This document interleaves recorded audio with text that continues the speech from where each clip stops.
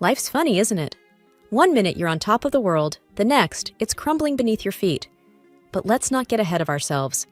This story begins in the warm glow of happiness. My name's Emily, and not too long ago, my biggest problem was deciding what to cook for dinner or what movie to watch on a lazy Sunday afternoon. James and I met in what you might call the old-fashioned way, at a mutual friend's barbecue. He was the guy flipping burgers and telling stories, making everyone laugh. I remember thinking, who is this guy? With his easy smile and a way of looking at me like I was the only one there. It didn't take long for us to become an us. Emily, you have to try my special burger, he'd said, handing me a plate with a confidence that made me smile. It's got a secret sauce that'll change your life. I laughed, rolling my eyes. Change my life, huh? That's a pretty big claim for a burger. But I'll admit, it was a darn good burger. Maybe not life-changing, but it definitely made that day memorable. Not long after, James met Grandma. She was everything to me, the one who raised me when my own parents couldn't. The way he talked to her, with respect and a bit of playful banter, it won her over in a heartbeat. I like him, she whispered to me as he went to grab us some lemonade. He's genuine, and he's got kind eyes. You hold on to this one, Emily. And hold on, I did. We got married in a small ceremony, just family and close friends. The house I moved into was full of memories. The walls echoed with laughter from a time when my parents were still alive.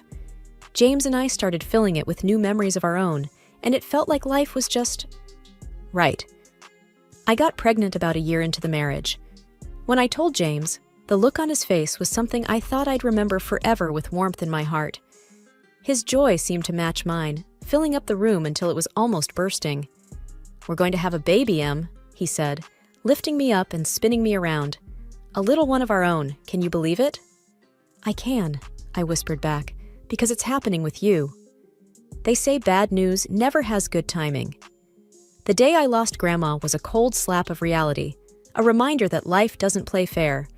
Grandma was more than family. She was my confidant, my cheerleader, my safe place.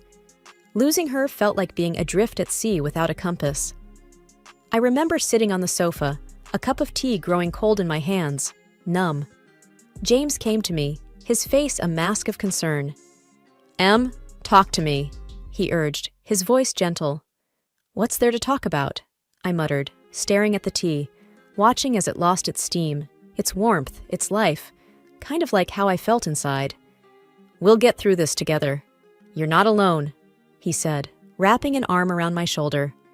But his words, meant to comfort, felt distant, like a radio playing softly in the background, familiar yet easy to tune out. Then, as if I hadn't already been robbed of enough, our baby slipped away before I ever got to hold them, to tell them how much I loved them, to promise them the world. The miscarriage was like a physical blow, one that knocked the wind out of me and left me gasping for air, for answers, for comfort that wouldn't come. James was there, yes, always there, but somehow not really. Emily, we can try for another baby when you're ready, he said one night as we lay in the darkness, his voice void of the pain I felt. I turned to him, a part of me desperate to find the husband who had once spun me around in joy. I don't want another baby, James. I wanted this one. Our baby.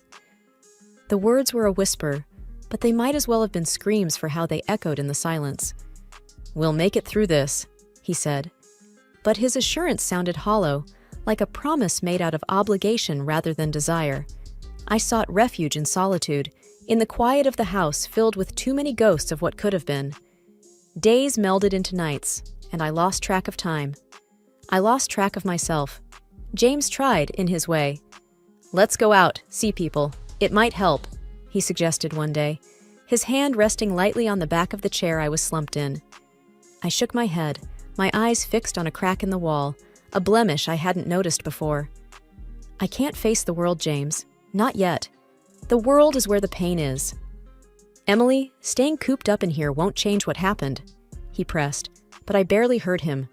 How could I tell him that the world outside these walls reminded me of everything I had lost? That every street corner, every shop window, every smiling face was a reminder of a happiness that felt like it had been stolen from me?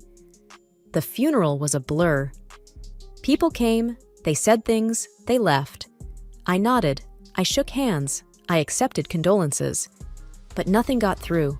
I was in a bubble, watching life happen around me, a life I no longer felt a part of. James was there, of course, but his presence felt more like a shadow than a source of warmth. "You're so strong, Emily," he told me after the service, his hand finding mine. I wanted to pull away, to scream that I wasn't strong, that I was broken. Instead, I just nodded. What was the point in correcting him? The truth seemed too heavy to share, even with him. As days turned into weeks, I felt James pulling away. Maybe he was tired of dealing with someone who seemed to have given up on life. Maybe he just didn't know how to help me. Maybe he needed an escape from the suffocating sadness that had enveloped our home. "I'm here for you, Em, but you need to start being here too," he said one evening, his patience wearing thin. "Here?" I echoed, my voice barely above a whisper. "I don't even know where here is anymore, James." He sighed, running a hand through his hair in frustration. "I mean, you need to start living again, for your sake and mine." I looked up at him then, really looked at him, and saw the strain in his eyes. I knew he was struggling too, in his own way, but the gulf between us had grown too wide, too deep to cross with mere words. That's when the creeping thought began to take root. Maybe I was alone in this after all. James was there, but not really. Not in the way I needed him to be. As the days rolled into weeks and then months, the chasm between James and me grew wider. The man who had once seemed like my anchor was becoming more and more like a stranger, coming home late and sometimes not at all. It gnawed at me, this feeling of him slipping away. I remember one evening, the clock ticking past midnight and the other side of the bed still cold and untouched. When he finally came through the door, I couldn't hold back anymore. "Where have you been, James? Do you know what time it is?" My voice was shaky but firm. He looked tired, his eyes avoiding mine. "Work's been a nightmare. You know how it is." His voice was flat, dismissive almost. "No, I don't know," I snapped back, "because you never talk to me about it anymore. You never talk to me about anything." He let out a long sigh and began to take off his jacket. "Em, we've been through this. Work is work. It's stressful, and I don't want to burden you with it." "But I want to share that burden, James. I thought that's what we did," I said, the last of my words trailing off into a whisper. He paused and finally sat down on the edge of the bed, looking at me. "I know, and I appreciate it, but you have enough on your plate." "Enough on my plate?" I repeated, incredulous. "You mean dealing with the loss and trying to piece myself back together? Do you think ignoring me helps with that?" "That's not what I'm doing," he protested. But even as he said it, it sounded like he didn't believe it himself. "I offered you a divorce, James," I reminded him, my voice breaking a little. "I told you that you didn't have to stay with me out of pity or obligation." He looked up sharply at that. "Is that what you think this is? Pity? Obligation?" There was a hint of the old fire in his voice, a glimmer of the man I knew. "Yes, that's what it feels like," I admitted. "You're here, but you're not with me, not really, and it hurts." He ran his hands through his hair, a sure sign he was stressed. "Em, I'm trying. I really am, but I can't just switch off from work. It's been really tough." "But it's more than work, isn't it? You're away even when you're here. You've got your phone on you all the time, always texting, always distracted." He didn't say anything to that, just stared at the floor. "Is there someone else?" The question hung in the air, heavy and frightening. "Em, don't be ridiculous," he said quickly, but his eyes told a different story. I felt a coldness spread through me. This was not the man I married, the one who would look me in the eyes and tell me the truth, no matter how hard. "I need you to be honest with me, James. Please," I implored, my hands clasping and unclasping in my lap. He was silent for a long moment, and then, "There's no one else. It's just work. You've got to believe me." I wanted to. Oh, how I wanted to believe him. But the seed of doubt had been planted, and once that happens, things can never go back to how they were. In the weeks that followed, I watched James like a detective. I noticed how his phone was always face down, how he'd step out of the room to take calls. The signs were there, and I couldn't ignore them anymore. It was a Wednesday when my world finally started to crumble. I answered a call from a number I didn't recognize. Hello? Is this Emily Stanton? The voice was male, gruff, and not one I knew. Yes, who's this? The man paused and then, we need to talk about your husband. My heart sank. What about him? I think you'd better sit down, Mrs. Stanton. The cafe was one of those nondescript places, sandwiched between a laundromat and a closed-down bookstore. It seemed like a fitting backdrop for what was to come. I sat there, stirring my coffee, each second stretching out like an eternity until the man showed up. He was a large man, with a look that didn't invite many questions. He sat across from me, his hands clasped together, a folder sitting like a barrier between us. Mrs. Stanton, I'm sorry for the mystery, but I thought it was best we talk in person, he started, his voice serious. Who are you? I asked, my voice steady despite the storm inside. He nodded as if he expected the question. My name's Mike Sanders, and I believe we have a common problem. Your husband, James. I swallowed hard. What about him?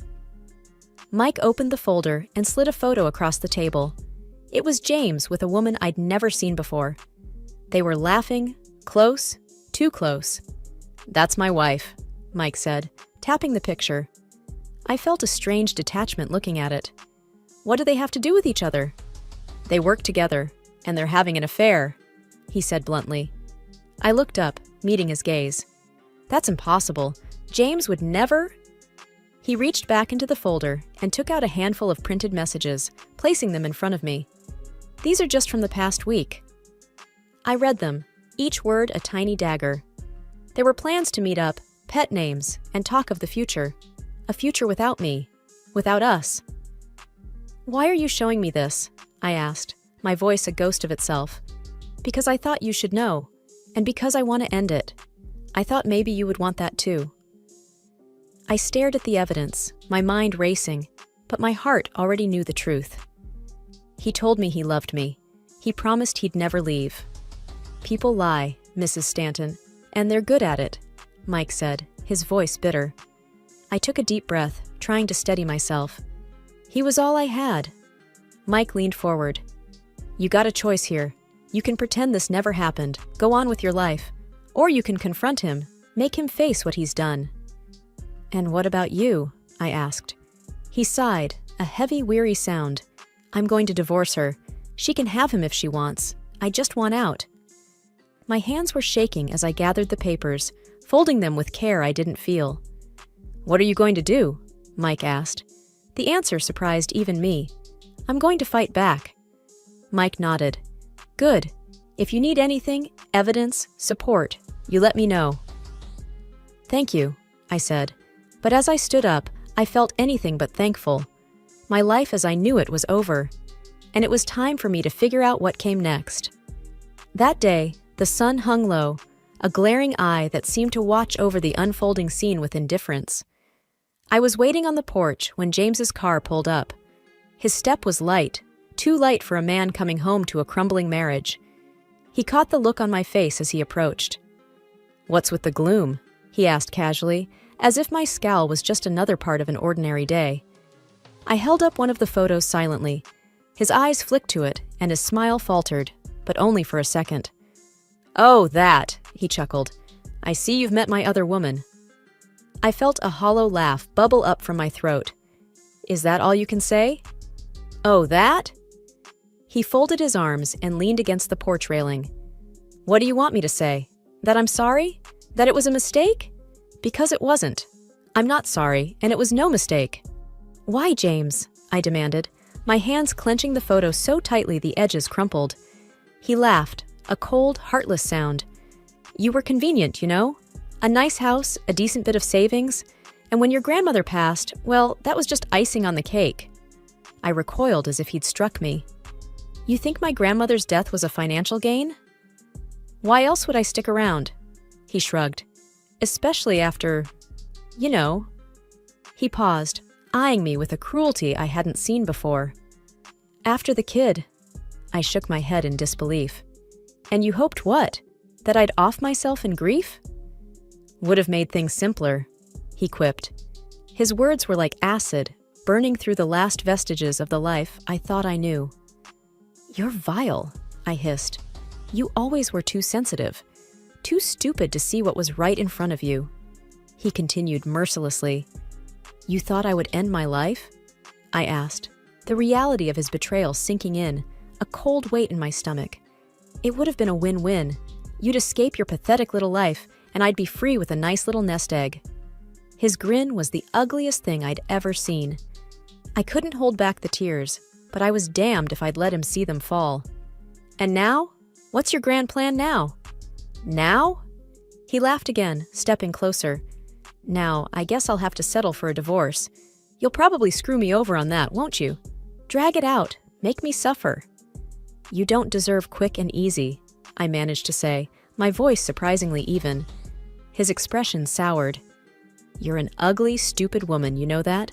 I don't know what I was thinking, marrying you. I looked at him then, really looked at him, and I felt something shift inside me. The man I had loved was a ghost, a fiction. In his place stood a stranger with a heart full of venom. Get off my porch, James, I said quietly. He smirked, taking a step back. Gladly. This place was never really my style anyway. The courthouse was a place where I thought I'd celebrate our milestones. Instead, I walked up its steps to dissolve the very foundation of my marriage. Mike was right beside me, his presence a silent support. I had the papers in my hand, feeling the weight of every word that testified against James. Mike carried his own set of damning evidence, a mirror to my betrayal. Our steps echoed in the empty hallway, a march towards a verdict we both needed. Inside the courtroom, the air was stale, heavy with the burden of judgments past. James and his mistress, Mike's wife, were already there, a tableau of guilt. Mrs. Stanton? The clerk called out. I stepped forward, handing over the sheaf of papers that detailed every misstep of my husband's affair. The judge surveyed the room, his gaze lingering on me, then on Mike. You have evidence to present? I nodded, my throat tight. Yes, Your Honor. The evidence was laid bare for the court to see. Photographs that spoke 1,000 words of betrayal, texts and call logs that wove a narrative of deceit. I didn't look at James. I didn't need to see his face to remember his lies. And how do you plead? The judge asked, turning to James and his co-defendant. Their answers were a soft murmur of legalese. No contest. The judge took his time, reviewing the evidence, his expression unreadable. Then, finally, he spoke, his voice the gavel that shattered the last tie between James and me. In light of the uncontested evidence, I am granting the petition for divorce. The division of assets will proceed as outlined, and given the circumstances, Mr. Stanton, you will also pay restitution. James stood, his face ashen, but I felt nothing. No victory, no joy, just the hollow end of a chapter. Mike met my gaze, a silent question in his eyes. Had it been worth it? I could only nod. It wasn't about winning or losing anymore. It was about setting the record straight, about reclaiming my dignity from the ruins James had left behind. The courtroom's heavy door swung closed behind me with a sound that felt final. Mike and I found a quiet corner in the bustling hallway outside. So, it's done, Mike said, his voice a mix of relief and something else, maybe sadness. I nodded, the reality of the situation settling in. It's done. They didn't even put up a fight, did they? No, he sighed, looking down at the floor. They knew there was no point. I thought about James, about the love I thought we shared, and how it had all been a lie. Do you think they're sorry for what they did, or just sorry they got caught? Mike's gaze met mine, steady and sure. Does it matter? They're out of our lives now. That's what counts. I let out a long breath, one I'd been holding since the day I got that call. I guess you're right. I didn't want it to end this way. Nobody ever does, he said. But you stood up for yourself. That counts for a lot. The weight of the papers in my bag seemed lighter now. Justice, or something like it, had been served. It didn't undo the past, but it cleared the path for the future. I just want to move on, I admitted. And you will, Mike assured me. This is a fresh start for both of us. I managed a small smile. A fresh start, I echoed. We walked to the exit, the light from the doors growing brighter as we approached. Outside, the sun was shining, and the world moved on, indifferent to the small dramas unfolding in its midst. Emily, Mike said as we stepped into the daylight, what will you do first? I thought for a moment. I'm going to go home, take a long bath, and then I'm going to start planning my future, one step at a time. That sounds perfect, he said. And if you ever need a friend, you know where to find me. I looked at him, grateful for his unexpected friendship. Thank you, Mike, for everything. The days following the divorce were quiet. One afternoon, as I was sorting through some of Grandma's old things, the doorbell rang. I hesitated for a moment, half expecting the past to be on my doorstep, but it was just Sarah, my neighbor. Hey, Emily, she greeted me with a warm, if somewhat pitying smile. I heard about everything. I'm so sorry. I brought you some casserole. I figured you might not feel like cooking. I managed a small laugh. You figured right. Thanks, Sarah. We settled in the kitchen, the casserole warming in the oven, filling the room with a homely scent. So, what will you do now? Sarah asked, sipping on the tea I'd made for us. I'm not sure, I admitted, but I'm thinking of selling the house. There are too many memories here. I need a fresh start. That sounds like a good idea, she said. A new place, new memories. Yeah, I mused, gazing out of the kitchen window. I want to travel too, see the places Grandma and I always talked about. That's wonderful, Emily. It's what you deserve, Sarah encouraged. I smiled, feeling a flicker of excitement at the thought. It is, isn't it? I spent so long living for someone else, trying to be what James wanted. It's time I lived for myself. Sarah reached across the table, giving my hand a reassuring squeeze. You've got this. And who knows, maybe along the way, you'll find someone who loves you for you. I hope so. But for now, I'm okay with being by myself, I said, feeling a strength within me that I hadn't felt in years. You're stronger than you know, Emily. And this fresh start is just the beginning for you, Sarah said with a knowing nod. The timer on the oven dinged then, breaking our conversation.